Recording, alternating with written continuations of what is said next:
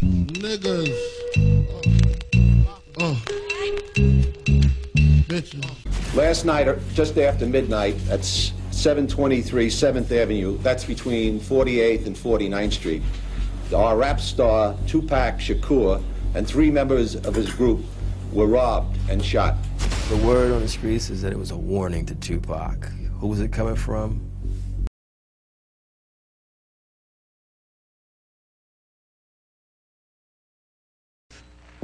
Turn the speakers up, buddy. Yo, God. Yo, I got this. Is that money? New York, big city, dreams, and everything in New York ain't always what it seems. You might get fooled, up from out of town, but I'm down by heart. I'm on the dog. It's the incredible, the lyrical. You can't be me like Niecy. To see me is gonna take a miracle. I'm driving motherfuckers hysterical with a touch of this twister, stylistic mixture. What I create pulsates, there is no escape. Annihilate your mental mind state. They labels my vocabulary abusive. I pack more knowledge than Confucius. I'm deadly and do shit like Medusa, with thoughts to share. The niggas throughout this hemisphere, far and near.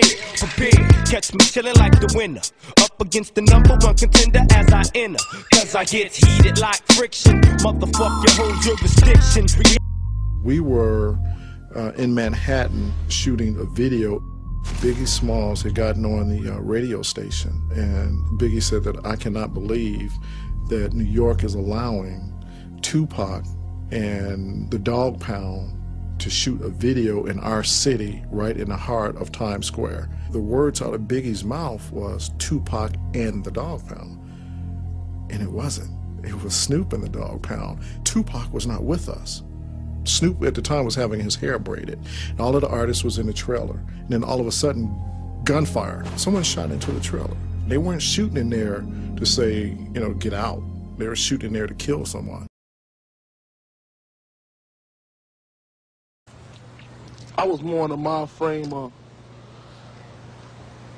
keep your mouth shut, big. You know what I'm saying? Just don't feed into it. If you feed into it, it's gonna do nothing but escalate. You know what I'm saying? I knew it wasn't true. Or at least what I knew I was getting blamed for wasn't true. I can't speak for nothing else. You know, I wasn't there. But I know what he was blaming me for wasn't true. So it don't make no sense me sitting there trying to make records or hit magazines and TVs screaming how it ain't true. You know what I'm saying? If it ain't true, I just gotta ig it.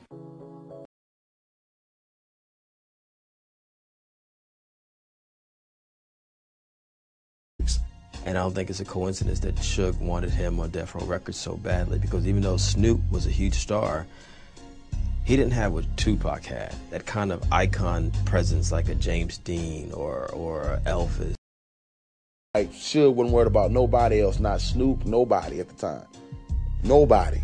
He didn't care nothing about any of the other artists at that time. He says all he needs is Tupac. He says Tupac is such a genius.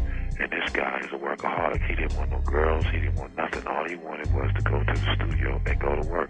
He wanted to take his experiences and share it with the world.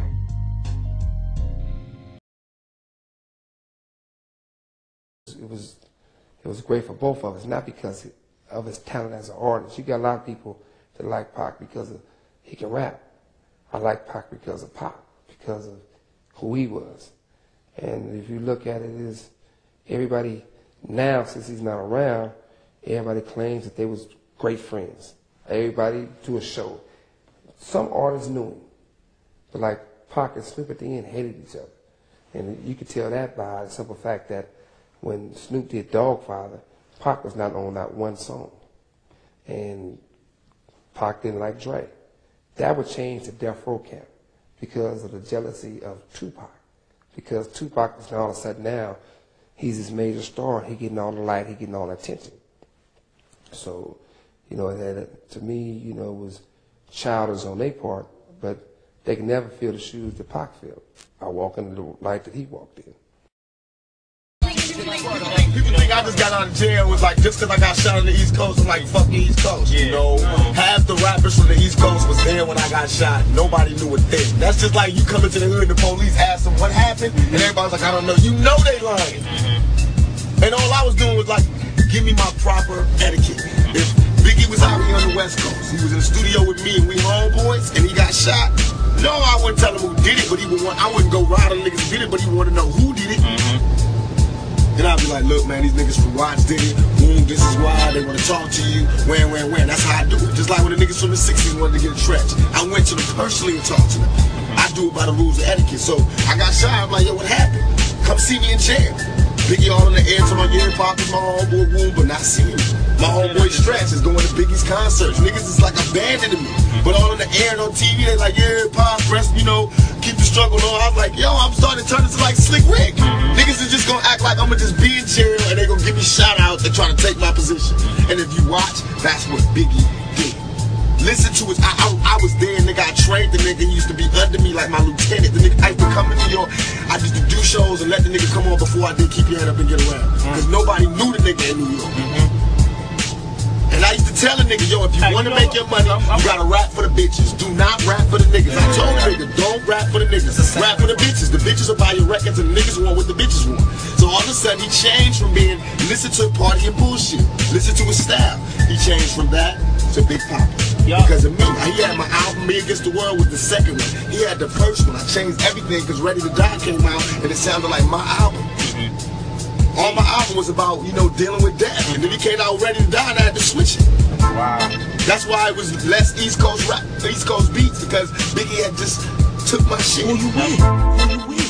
DJ Butter, man. DJ Butter, man. And he told me like about a week before I got shot. He knew the nigga that was shot me. He was like, Pop, don't hang around this nigga. We walked in with the nigga that shot me. That ended up shooting me. He's like, Pop, don't fuck with this nigga, because I knew the nigga too. He was my co-defendant. And I was like, what you mean? He's like, I'll talk to you about it later. And we didn't talk. The next time I saw him was at the studio where I got shot. So I knew he knew what happened. So I was like, Biggie, what happened? He kept sending me messages like a bitch, like I'm gonna come see you. No, nigga, what happened? While I'm in jail, strangers is telling me, yo, you don't know? Biggie homeboy shot you. Cause they bragging, they telling they niggas in jail, yo, we just got popped, woo, woo, woo.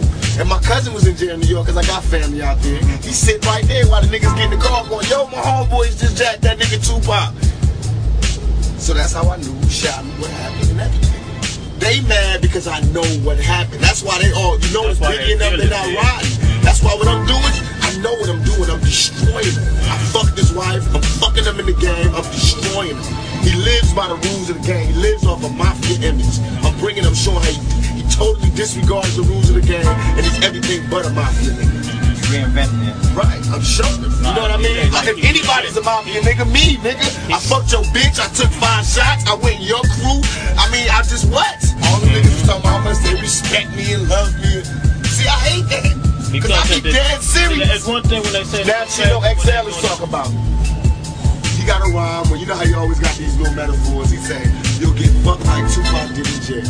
Now I'm telling y'all beforehand, off the air, I'm gonna beat this nigga's ass. And everybody's gonna be talking about how wrong I am and how I haven't changed, but what am I supposed to do when a nigga disrespected my manhood like that? See what I mean? It's like I can't get out the game. Just like I'm saying, just like Scarface and that Carlito's way. I want to be legit. We got restaurants, all these alternative stores, no rap. All this shit coming up. But what's gonna reign supreme in 96 and 97 is the ride I'm doing. And it's not even like, I feel like I'm doing it for hip hop. All I'm trying to do is get the imposters out. I remember Biggie sleeping on my couch. I remember begging bitches to fuck him. You feel me? Yeah. So Big Papa don't mean nothing to me. He know it. He know it. That's why he can't fight me. That's why he can't battle me. Yeah. You know what I mean? I can make songs talking exactly about him, and he can't talk about me because he know. I'm the one that used to buy him champagne. All that shit he talking, that was me buying him that. He talking about my lifestyle with his album. Because when he was doing his album, he was broke, nigga. I was having money. The shit he talking about was my life. Thug life. That's what he talking about. All that Junior Mafia, them niggas was young motherfuckers that used to hang around that I used to give money to get on a train to go home at night. Little Caesar and all of them. And Kim and all that. Yeah, so now they rapping against me, and you can imagine how I fucking feel. Right. You know what I'm saying? Biggie Smalls was a friend of mine. You know what I'm saying? I had a lot of love for him.